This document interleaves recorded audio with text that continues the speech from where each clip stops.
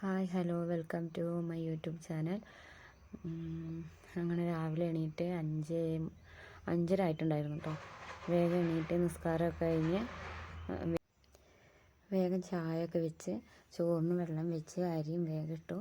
ഇക്കാക്കൊക്കെ ചോറ് ഉണ്ടാകേണ്ടതുകൊണ്ട് നേരത്തെ തന്നെ വേഗം ചോറൊക്കെ വെച്ച് ഇന്നലെ ഞാൻ മാവ് ആട്ടി വെച്ചിട്ടുണ്ടായിരുന്നു ദോശക്ക്. അങ്ങനെ ദോശയൊക്കെ വേഗം ഉണ്ടാക്കി.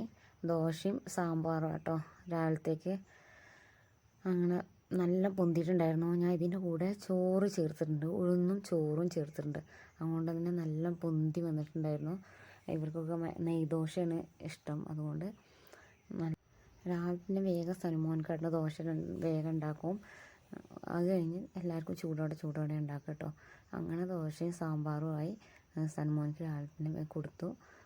സനുമോനെ വേഗം മദ്രസക്ക് പറഞ്ഞു വിട്ടു. അങ്ങനെ അവൻ മദ്രസയിൽ പോയി. അതിന് അവനക്ക് ഉച്ചക്കത്തേക്കുള്ള ഫുഡിനുള്ള ഉപ്പേരിയൊക്കെ ഉണ്ടാക്കി. പയറുപ്പേരി ആയിരുന്നു കേട്ടോ. പയറുപ്പേരിയൊക്കെ ഉണ്ടാക്കി അവൻ്റെ ചോറും ഇക്കാൻ്റെ ചോറും എല്ലാം ആക്കിയിട്ടുണ്ടായിരുന്നു വേഗം. രാവിലെ അവർ പോയി കഴിഞ്ഞാലാട്ടോ എനിക്ക് പണി ഉണ്ടാവുക.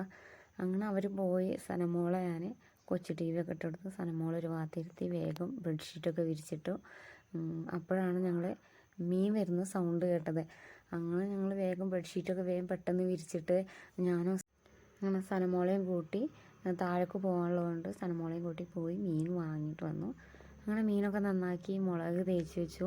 അങ്ങനെ വൈകുന്നേരമായി സനുമോനെ കാത്തിരിക്കുകയാണ്. വൈകുന്നേരമൊക്കെ ആയപ്പോൾ ഇതിന് കാലാവസ്ഥ ആകെ മാറിയിട്ടോ. ഭയങ്കര കോടയും ഭയങ്കര തണുപ്പും, അത്യാവശ്യം ഭയങ്കര തണുപ്പും ഉണ്ടായിരുന്നു. രാവിലെ നല്ലൊരു കാലാവസ്ഥ ആയതുകൊണ്ട് മോന് ഷട്ടറും കാര്യങ്ങളും ഒന്നും എടുത്തിട്ടുണ്ടായില്ലായിരുന്നു.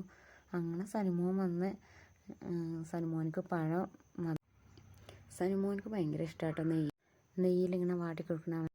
നെയ്യിൽ വാട്ടണം അവനക്ക് ഭയങ്കര ഇഷ്ടമാണ്. അങ്ങനെ അവന് പഠിപ്പൊക്കെ കഴിഞ്ഞു. രാത്രി ഫുഡൊക്കെ കഴിച്ച് അവൻ കിടക്കാൻ നേരത്ത് അവളായിട്ട് കുറച്ച് നേരം അങ്ങനെ കളിച്ച്